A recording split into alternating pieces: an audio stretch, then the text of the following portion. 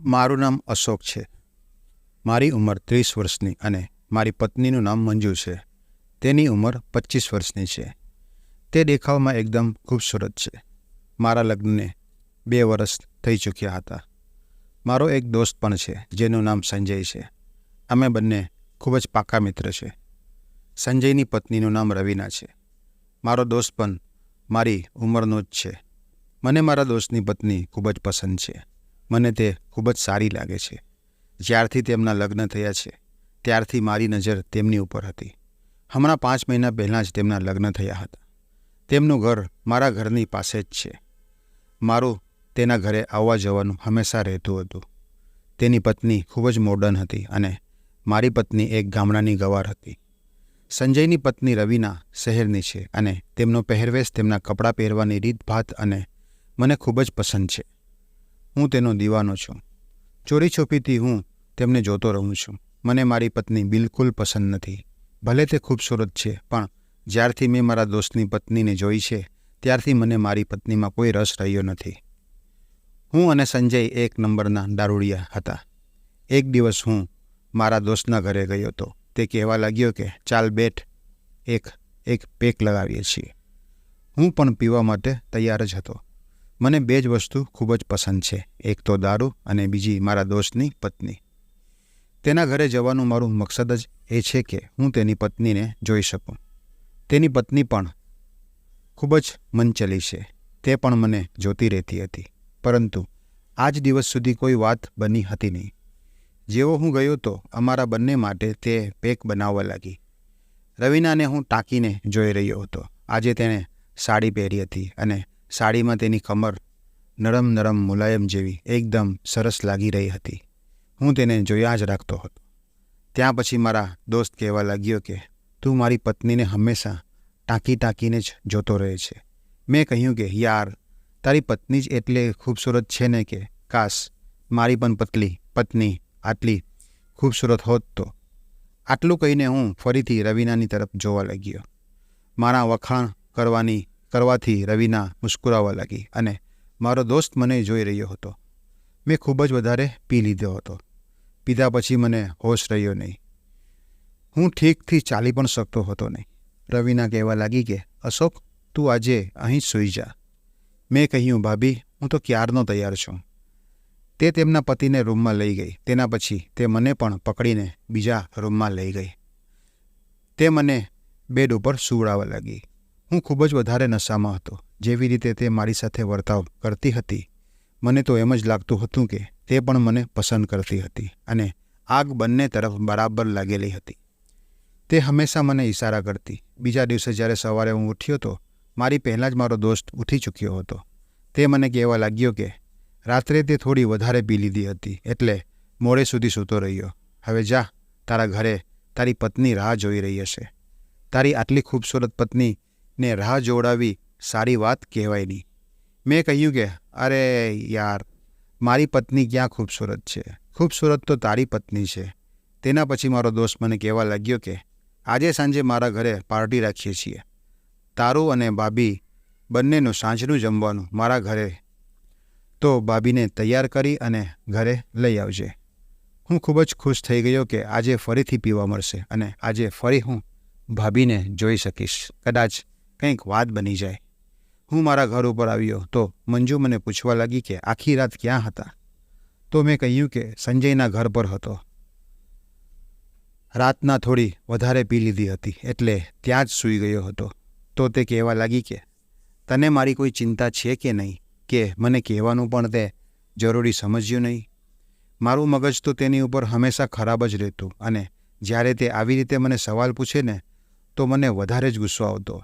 મેં કહ્યું કે એક રાત તો હું મારા દોસ્તના ઘર પર સૂઈ ગયો તો કયો પહાડ તારી ઉપર તૂટી પડ્યો. હવે હું આવી ગયો છું અને સાંભળ, સાંજે સંજયના ઘરે જમવાનું છે. તેણે આપણે બંનેને આમંત્રણ આપ્યું છે. તેથી થોડી સારી રીતે તૈયાર થઈ જજે. તને તો ખબર છે ને કે રવીના શહેરથી છે અને તે કેટલી મોડર્ન છે. તો તું સારી રીતે તૈયાર થઈ જજે, જેથી મારી ઇજ્જત થોડી બની રહે. તેણે કહ્યું કે ઠીક છે, હું તૈયાર થઈ જઈશ. સાંજ પડી તો મારી પત્નીએ એક લાલ કલરની સાડી પહેરી હતી. તેના પછી અમે બંને મારા દોસ્તના ઘરે ગયા. જેવા અમે મારા દોસ્તના ઘરે પહોંચ્યા તો મારો દોસ્ત ત્યાં બહાર હોલમાં જ બેઠો હતો. તે મારી પત્નીને ખૂબ જ ધ્યાનથી જોઈ રહ્યો હતો. આજે મારી પત્ની પણ ખૂબ જ ખૂબસૂરત લાગી રહી હતી અને અમે બંને જઈને ત્યાં બેસી ગયા. મેં કહ્યું કે યાર ભાભી ક્યાં છે? ક્યાંય દેખાઈ નથી રહી.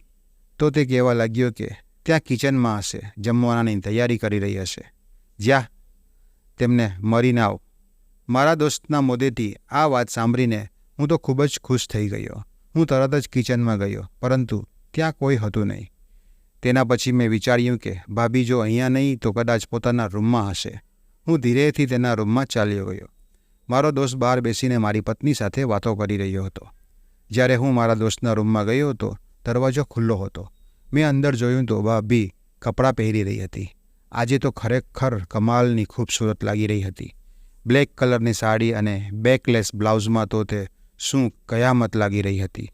તેની પીઠ જોઈને મારું મન તો એકદમ ઉત્તેજિત થઈ ગયું હતું. મખમલી મુલાયમ જેવી તેની પીઠ. મન કરી રહ્યું હતું કે જઈને હમણાં જ તેને પકડી લઉં અને ચુંબન કરી લઉં.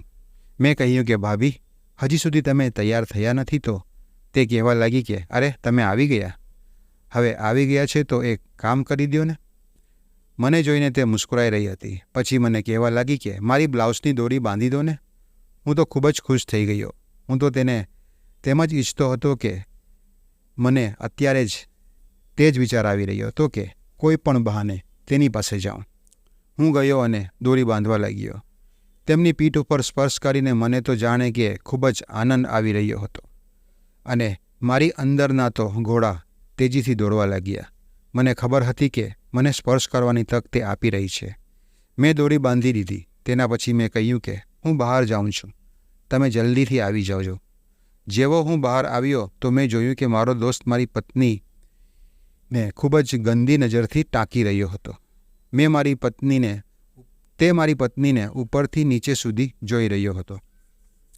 મને સમજમાં આવી ગયું હતું કે કદાચ મારો દોસ્તને મારી પત્ની પસંદ આવી ગઈ છે અને હવે તો હું પણ ખૂબ જ વધારે ખુશ થઈ ગયો, કેમ કે આ મારા માટે ખૂબ જ સારી તક હતી. કેમ કે મારી પત્નીના બદલે તેની પત્ની મને મળી જાય તો. પછી મેં ત્યાં જઈને મારી પત્નીને કહ્યું કે રવીના બોલાવી રહી છે. તો મારી પત્ની ઉઠીને રવીના પાસે ચાલી ગઈ અને હું મારા દોસ્તની સાથે વાતો કરવા લાગ્યો. મેં મારા દોસ્તને કહ્યું કે અત્યારે તું શું જોઈ રહ્યો હતો? તું મારી પત્નીને ખૂબ જ ધ્યાનથી જોઈ રહ્યો હતો. તો તે કહેવા લાગ્યો કે નહીં, એવું કંઈ નથી. મેં કહ્યું કે દોસ્ત, મને બધું સમજમાં આવી રહ્યું છે. તો તે હસવા લાગ્યો અને કહેવા લાગ્યો કે યાર, તારી પત્ની તો ખૂબ જ ખૂબસૂરત છે. કદાચ મારી પત્ની પણ તારી પત્ની જેવી ખૂબસૂરત હોત તો કેટલું સારું હોત. મેં તેને કહ્યું કે યાર, તું શું વાત કરી રહ્યો છે? મને તો તારી પત્ની પસંદ છે અને તને મારી પત્ની પસંદ છે. તો એક કામ કરીએ, એક રાત માટે આપણે પત્નીની અદલા બદલી કરી લઈએ. મારો દોસ્ત કહેવા લાગ્યો કે આ તું શું બોલી રહ્યો છે?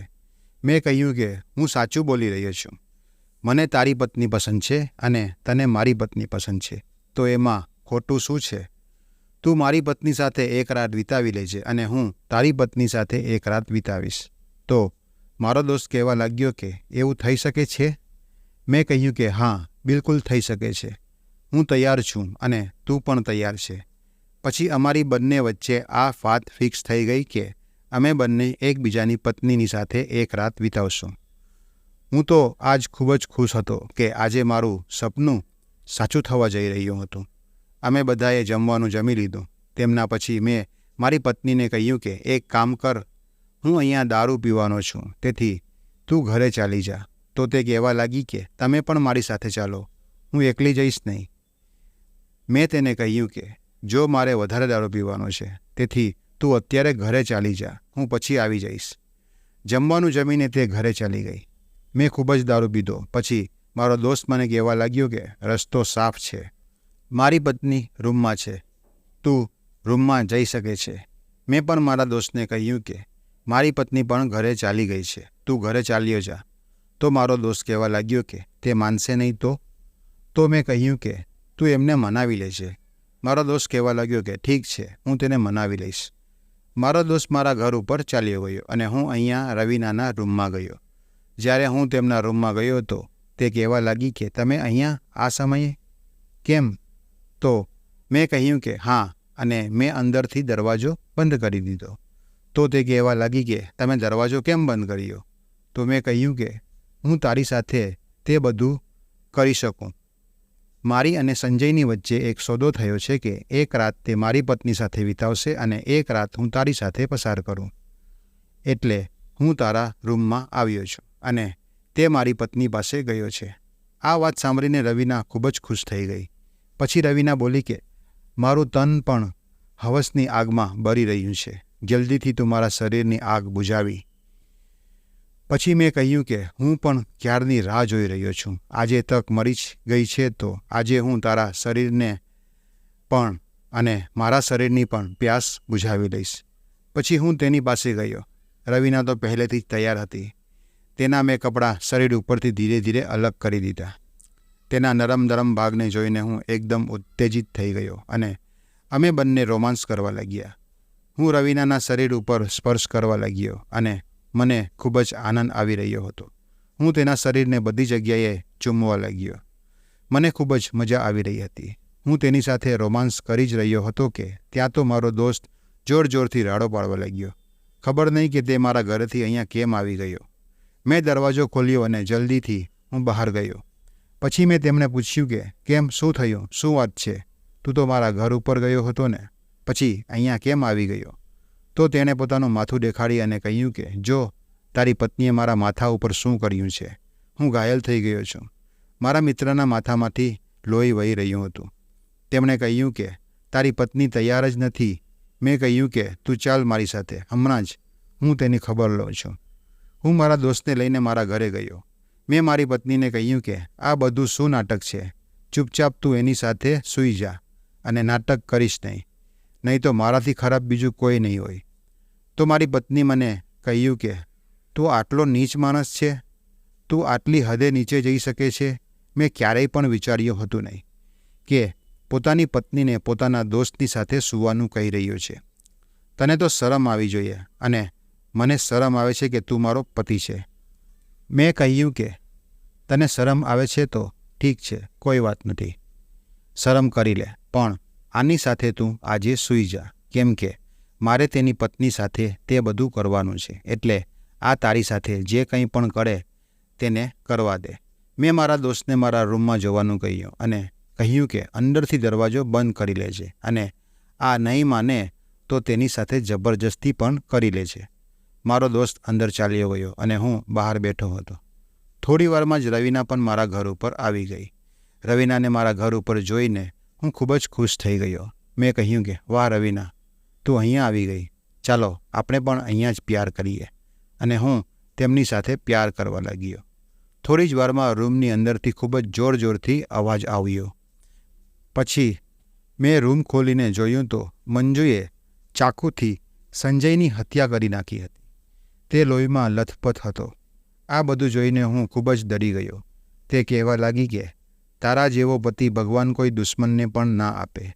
તે તારી અય્યાસીના ચક્કરમાં મને પણ નાખી દીધી, પરંતુ હું એવું ક્યારે પણ થવા નહીં દઉં. એટલે મેં તારા દોસ્તને મારી નાખ્યો. રવીના પોતાના પતિને મરેલો જોઈને રડવા લાગી. હવે રવીના અને અશોક બંને પસ્તાઈ રહ્યા હતા. સંજય તો પસ્તાવા માટે હવે બચ્યો જ ન હતો. જ્યારે મંજુએ એકવાર મનાઈ કરી તો પછી સંજયની પાસે એક તક હતી, પરંતુ સંજય માન્યો નહીં અને અશોક તો આંધળો હતો સંજયની પત્નીની પાછળ. અશોકે તો ખોટું જ કર્યું હતું. ત્રણેયની મજાના ચક્કરમાં સંજયનું મોત થઈ ગયું અને નિર્દોષ મંજુ ગુનેગાર બની ગઈ. તો મિત્રો, તમને આ વાર્તા કેવી લાગી? કોમેન્ટ કરીને જણાવશો કે મંજુએ જે કર્યું તે બરાબર કર્યું કે પછી કોઈ બીજો રસ્તો પણ હતો કે જે મંજુ કરી શકે તેમ હતી. તમને લોકોને જો આ વિડીયો પસંદ આવ્યો હોય તો એક લાઇક કરજો, કેમ કે તમારી એક લાઇક મને હિંમત આપે છે. અને ચેનલ ઉપર નવા આવ્યા હોય તો ચેનલને સબસ્ક્રાઈબ પણ કરી દેજો.